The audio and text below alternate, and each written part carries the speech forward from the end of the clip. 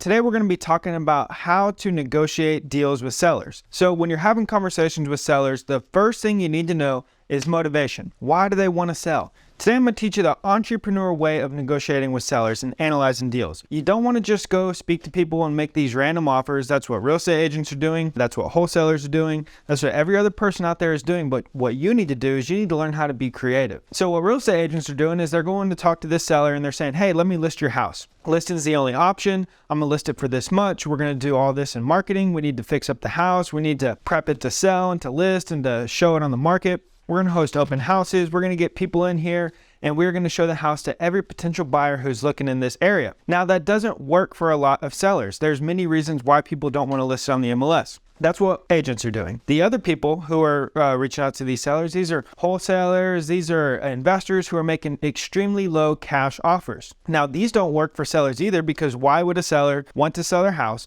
for 50% of what it's worth? It'll happen some of the time, but it won't happen all the time. And all of these people are missing out on 98, 99% of the opportunity because they're only offering one single solution. So don't be like these people. Don't be like a listing agent and don't be like a rookie wholesaler. What you need to do is you need to go in and have a conversation and truly try to understand what the seller's motivation is. It is the most important. Why do you want to sell your house? When do you need to sell? Why are you looking to move? What are you going to do after you sell? Why do you need the money? How much money do you need? You need to fully understand what the seller's problem is and what their true motivation behind selling is. That way you can craft a solution, present it to them, and get a deal done. It may be listing the house. It may be making an extremely low cash offer, or it might be one of the other infinite options that can help the seller out. And this is how you're going to get more deals done. You need to know the motivation. What do they need? Why they want to sell? How much they need? And when they need it? When they want to sell and when they need this money. Now, when you're going in and asking all these questions, I counted it the other day, and just in a 10-minute conversation, I asked about 47 questions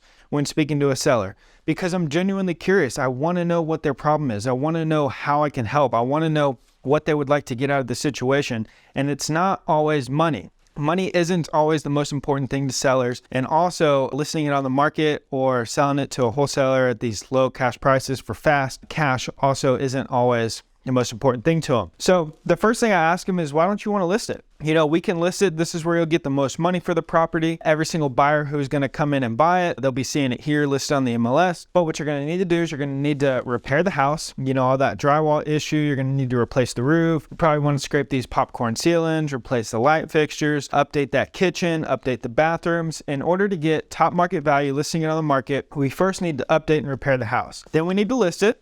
So we're going to come in, we need to prepare this. You got to declutter everything. You want to take all your pictures off the walls. You want to get rid of all that weird stuff in that one room. We need to prepare this house to list it. Then we're going to list it, take pictures. We're going to host open houses. We're going to have showings, and we are going to go under contract with a buyer, hopefully. Getting it under contract could take about 30, 45 days. It's a little bit of a slower market right now. And what's going to happen is this buyer's going to come in. They're going to get it under contract. They're going to get an appraiser out there from the bank. They're going to get an inspector out there. And then they're going to want to do some more negotiations. They may ask for a price reduction. They may drop the contract if they find a better deal, or if they find out that the inspection report comes back bad, or maybe the appraisal doesn't meet what their lender needs. So if we drop the contract, then we're going to have to start all over again, listening at open houses, showings, go under contract again. Now, this could take a long time, but it's the place where you'll get the most money for listing your house and selling your house. Now, when I explain it like this and I ask them, why don't you want to list it? Most sellers don't want to do all these things. This is not very attractive to them. If they wanted to sell for the top dollar and they wanted to sell for as much money as they possibly could, they would do these things. But a lot of them don't want to. Maybe they don't have the money to repair the house. Maybe they don't want people coming in and out. Maybe they don't want Janice across the street knowing that they're selling the house. There's so many reasons why they don't want to list their house, and you need to figure out why they don't want to do it, because this is where they'll make the most money, and you always come back to it. Next, after you're asking them all these questions, you understand the motivation, you figure out why they don't want to list the house. Now you need to effectively present a solution. So ask them, do you want a cash offer? I know you don't want to list it, but if I were to come in and pay cash for this, I would need it to be at this price. They're not going to like that price. No one likes the price. It's the lowest price they're possibly going to get for the house. But it might solve the problem if they want their cash now, they don't care about the money, and they're ready to get out of this house. There's a lot of people that this fits, but it's not everybody. It's 1% of people that you're going to talk to that this extremely low cash offer will solve their problem. And listing it doesn't solve their problem, and they're stuck at a certain price. Maybe you figure out a seller finance deal. Maybe you take over their mortgage. Maybe you get it under contract and try and wholesale it. Maybe you buy it and you flip it. Maybe you keep it as a buy and hold and you cash flow from it. You have to figure what your exit strategy is and how you can make this deal work with the seller. But you have to first understand their motivation. You have to first understand their problem. That way you can craft a solution to fully solve their problem for them. That way it's a win-win situation. You're never going to get a deal done if it's not win-win. Obviously, you're not going to buy it if you're not winning in the deal, and the seller's not going to sell it to you if they're not getting what they want out of the situation in the scenario. So, to effectively buy a property from a seller, you first need to know their motivation. You need to know what their problem is. You need to know how you can solve that problem. You're not just going to go in and make this offer. The negotiation process looks a little something like this. If this is the timeline of negotiations, this is first contact, and this is sale. The first part is you asking a lot of questions. You're gathering information. You have to gather info. You have to know what their motivation is. You have to know what their problem is. Second is you are asking them why they don't want to do certain things. Why they don't want to list it on the MLS. Why they don't want this cash offer. What's most important to them. What is the true motivation? How can we fully solve this problem? Then the last part is presenting a solution.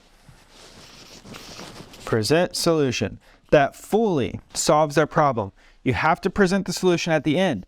You cannot present the solution right here if you don't know what the problem is, if you don't know what their motivation is. But if you come in and 95% of the time you're listening, you're asking questions, you're figuring out the motivation, you're figuring out their problem, then the remaining 5% is you presenting a solution, getting a deal done, and securing another property. You have to have the knowledge and the understanding of how to go into conversations and do this. You need experience, but prior to the experience, you need the knowledge. If you don't have the knowledge, we have plenty of courses available. We have courses on how to wholesale deals, how to flip deals, how to buy and hold rentals at cash flow. We've got a lot of stuff available for you guys. Make sure you tap into it. A lot of those resources are in the descriptions below. Make sure you subscribe, and we'll see you next time.